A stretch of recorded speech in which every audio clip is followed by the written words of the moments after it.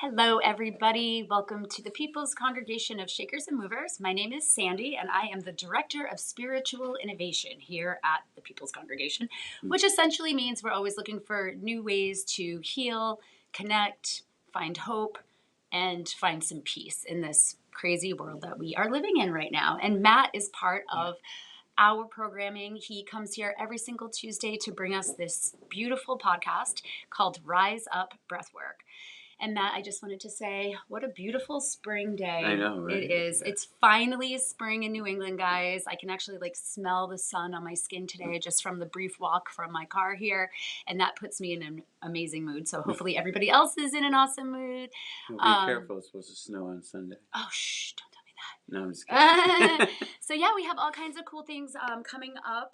Next week is school vacation week, as I'm sure all you parents know. So on Tuesday and Wednesday, we have some very special programming coming at you. And Tuesday for the breath work, we are going to actually open it up to families. And, we understand that not all children may have the capacity or the desire to, sit still and breathe. So we are also going to have some mushroom-inspired art projects that are going to be brought to you by the Bay Staters for Natural Medicine. And yeah, we're hoping the kids can just kind of use the mushrooms as little paintbrushes. So we'll have some painting activities. We'll have Anna on hand to also maybe do a little kid yoga class or do a yoga says type of outdoors activity. And then, the adults will have a chance to get a break. So essentially what we're going to do is breath work here, and then we're going to move upstairs and we're going to have a mindful movement and meditation class, which is going to be really interesting, to some live music. So it's going to be a little bit of movement, a little bit of meditation. I don't exactly know what to expect, but I'm excited to try this class out myself. And we will be asking on Tuesday for a donation. We will not turn anybody away, but it would be a suggested $25 donation. That is part of our spring fundraiser for the Bay Staters. Here at PCS&M, we are a 501c3 benevolent charity, and part of our mission is to fundraise for other organizations that are grassroots, that are doing really important work, whether it's for the environment or whether it is to free the plants. Plant medicine freedom is also a very big hot topic here at the church. And yeah, so sign up for our newsletters, because Matt is also going to be bringing us another amazing breathwork class this Friday night. We had an awesome attendance last week. I got awesome feedback, Matt. So what we do on Friday nights is our integrated recovery practices group. So that is an alcohol-free night, but you can BYOC. We do have a safe space in the back if you do need to medicate or prefer to, consume cannabis before you do these breathwork activities, because we find that it's kind of helpful for some people in order to kind of sit and drop in. Of course, that's not necessary or required either. We're just, again, we're a very open, safe space to come and ask questions about all things plant medicine and all things energy work and breath work and sound healing and yoga and all of the things. And hopefully more things as the church continues to grow and we grow our membership, which again, pcsam.org. You can sign up for our monthly membership, which just helps support this content and keeps the lights on. So thank you for that. So Matt, you had an awesome class last week, and now this coming Friday is going to be a little bit of a play on what you guys are building upon, right? Yeah, well, it all kind of weaves together a little bit. So, because we were talking a little bit about pain last week and falling into that, and how,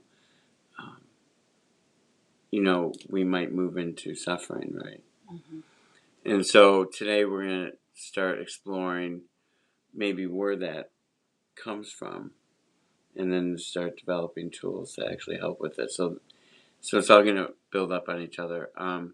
So a little bit of what we do today will also be Friday. I'm not going to do a full-blown breathwork piece like last week. Okay. So we're going to do a breathwork piece. It's going to be shorter. We're going to do some creative writing, maybe a little bit more open discussion. I think with the weather that we're going to have, we'll take it out to the park. And just make it a little bit of a different atmosphere, but nice. With the same thing. Just approach it with a different tool.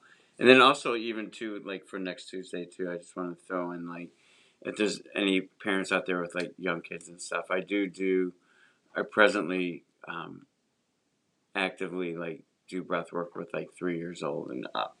So I do have a lot of stuff that kind of does work for the younger kids. And it's actually a good tool for the parents to learn because it's simple, it's fun, it makes it into a game.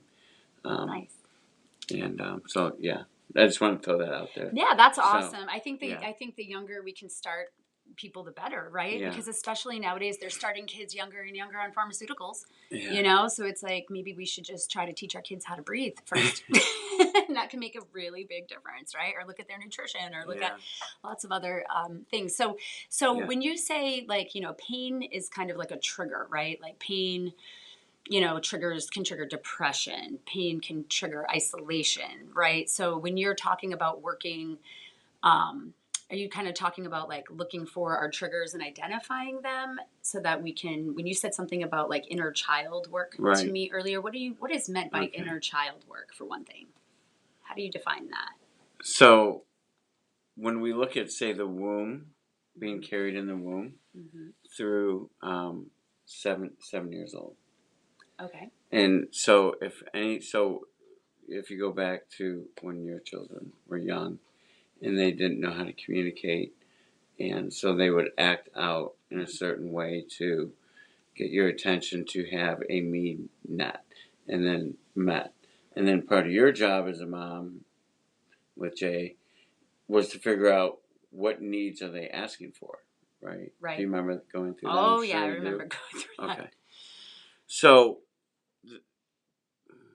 when we are of that age, we don't have that ability to have that communication and to understand or to explain like our emotional needs. Like, what is it that we need? So we act out through crying, yelling, screaming, kicking, maybe destroying. Like, what stuff did your kids go through? Do you remember? Oh God, yeah. Well, I mean, so I probably just named a couple of them. I'm very tantrumy, you Yeah. know. Naomi especially was very jealous when her Yeah. brother was born. So yeah, Okay. she was very vocal. She was Okay. a screamer. Okay. And so as we move through time, right? What we are doing to gain attention to meet the physical needs that we're asking for, this develops into a pattern. And then this pattern, and unless we, just like what you just said, get the kids in the breathing instead of these pharmaceuticals, let's start meeting the body, start understanding what the needs are, and how can we meet those needs, and not be reaching out to the external world. So as these patterns develop and move through childhood, through 14, through early adulthood, 21, and then into adulthood, these patterns can stay with us and grow over time. And this is where we might discover, say, why people are controlling. Can go all the way back to this. It can also, the other flip side of that coin would be our explosive behaviors. Like, that was me for sure. I was very explosive. I probably didn't need the control. I was probably both for sure. But I think my explosiveness was more what people saw. So you're saying a lot of that stuff stems from pre-memory, really? Yeah. So it develops into this pattern, and it's almost like we're an adult that hasn't grown up yet. So the energy that gets stuck, because we don't shift it when we're 3, 4, 5 years old, 1 years old, or even in the womb, this becomes stuck energy. And so the consciousness of this event is actually stuck at that age bracket, even if we're 30 years old. The consciousness of